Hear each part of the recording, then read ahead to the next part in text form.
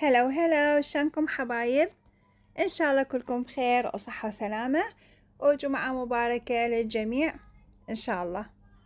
اليوم حبيت أشارك وياكم الفطور مالتنا، وما أعرف شنو أسوي للغدا، ولو يعني إحنا غدانا تعرفون عالساعة بيش يعني ب8 ب9 هالشكل الغدا مالنا يجهز. فسويت فطور على السريع وقلت خليني أدردش ويا البنات أشوف شكو ماكو شو مسوين اليوم على الغدا بما إنه جمعة، وخلي أشوفكم شنو أني سويت ريوق. طبعا الريوق أهم شي مال يوم الجمعة يصير تحسين بهالشكل بدفء عائلي، لأن أبو الجهال يكون بالبيت ومريومة يعني مثل ما يقول تتواضع أو تقعد ويانا. فهنا أنا إيش سويت؟ عندي باقلة فلستها وحمست راس بصل وخليتها هالشكل على البصل، وأرش عليها فلفل أسود ونعناع تطلع كلش طيب تطلع كلش طيبة.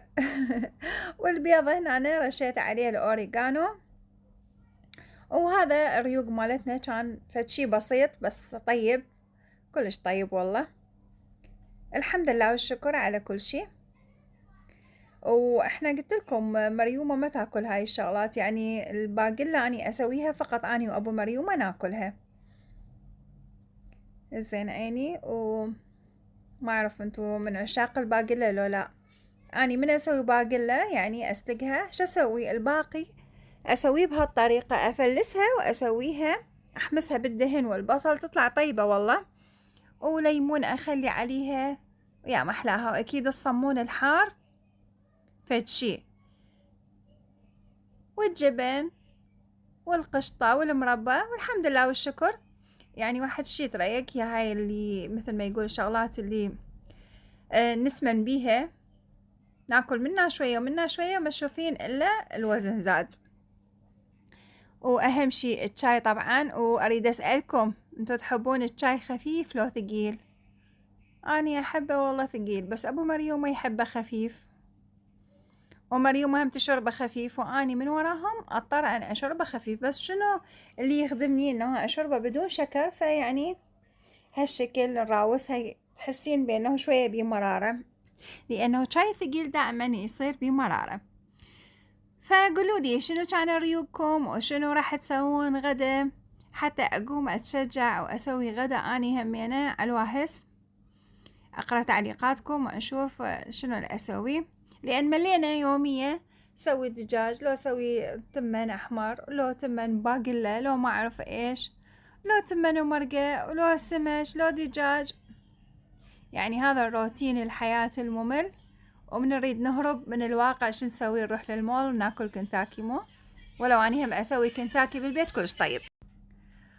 وأكو بنية دزت لي ابنها كلش عنيد وشالع قلبها، فش تقولون انتو للطفل العنيد شلون تتعامل وياه؟ طبعا اني اعرف واللي قاريته واللي اعرفه انه الطفل العنيد لازم واحد يسايسه ويعاقبه اذا مثل ما يقول سوى اي شغلة.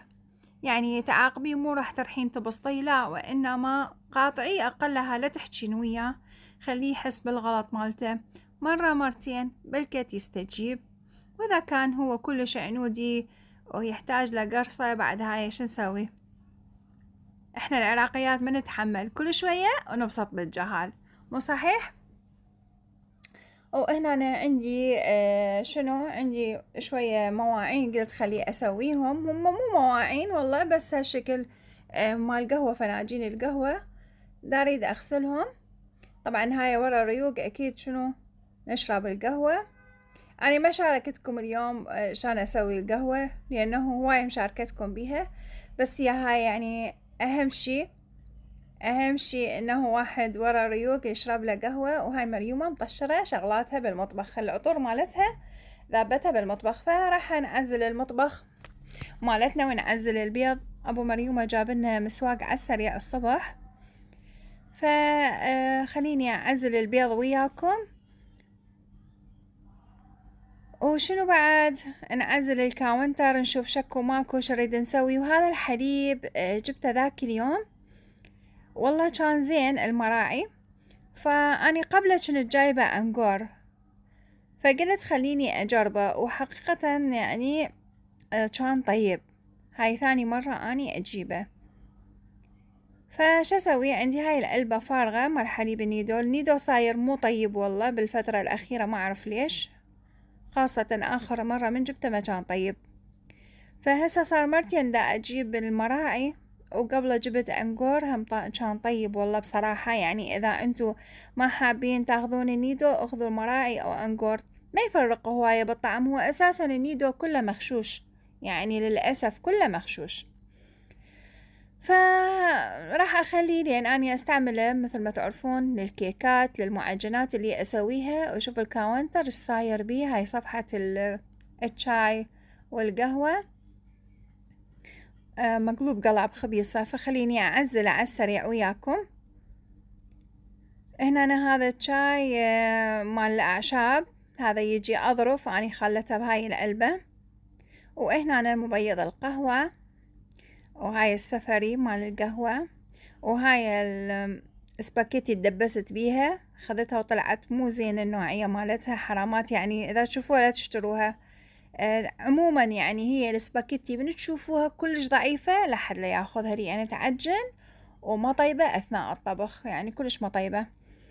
وهنا أنا هاي شنو؟ هاي عبالي قهوة من محمود، طلعت شنو مبيض القهوة. فراح أمسح الكاونتر وأرجع أصفط الهوسة مالتنا، بس نحاول نرتبهم. فما أدري ليش يعني هاي اتدبست بيها، واني عبالي إنه شو اسمه عبالي قهوة، فطلعت لا والله مبيض مال القهوة. فلذلك استعملتها مرة واحدة وبعد ما كملت بيها. اجا الصيف بعد وما قمت هالقد اسوي قهوة، يعني من هاي القهوة من نسكافيه او شو اسمه، فما او شو اسمه، يلا خلي اقول لكم شو اسمه، يعني قصدي القهوة الشوكولاتية. لأن والله جايبة هواية أنواع أشكال من القهوة الشوكولاتية، فلذلك دا أسوي بيهم تجارب ووصلت لشي حلو إن شاء الله أشاركه وياكم. وهذا الشاي عندي هم أنواع، عندي شاي هاي الدازيليا من تركيا، وهذا الشاي ثاني هالشكل، هذا خلطة. وشاي محمود همينة، هذا لا والله شاي أحمد مو محمود، هذا أبو مريم ما يحبه. والنسكافيه. وبعد تعرفون أنا يعجبني شاي جورجيا والله كلش طيب، وحتى هيل موجود بيه كلش طيب. شاي جورجيا جربوه بنات، وسعره ب1750 يعني، ووزنه أعتقد 350. وهاي الدلة مالتنا هي مو دلة، وإنما مثل شومبلا تسوي لكم القهوة بالتقطير، يعني تغنيكم عن صانعة القهوة.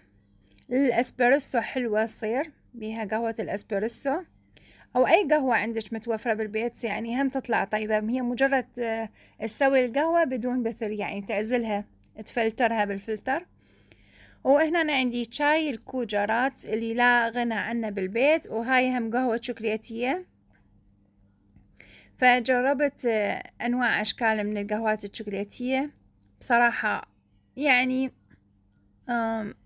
مو طيبات والله بصراحة، ما أعرف ليش ما حبيتهم.